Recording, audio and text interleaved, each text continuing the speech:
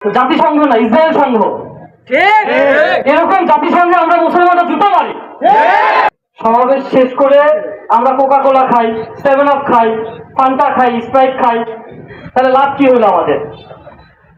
মুখে মুখে ফিলিস্তিনের জন্য চিল্লাই, মিছিল করি, আর মিছিল শেষ করে আসে স্প্রাইট খাই, ফান্টা খাই, আমরা ইসরায়েলকে টাকা দিয়ে সাহায্য করি, আর মুখে মুখে সাহায্য করি, ফিলিস্তিনের জন্য কান্না করি, তাহলে হবে? এই জন্য আমাদের সব থেকে বেশি জরুরি যেটা, সেটা হচ্ছে ইসরায়েলি পণ্য সবগুলো বয়কট করা।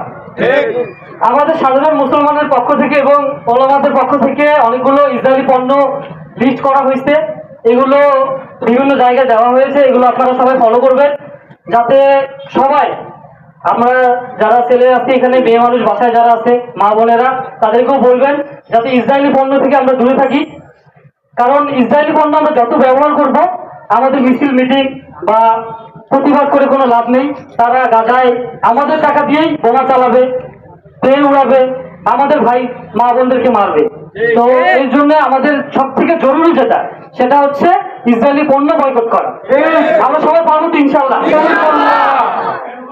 এরপর তো জাতিসংঘের কথা কি বলবো, জাতিসংঘ না, ইসরায়েল সংঘ।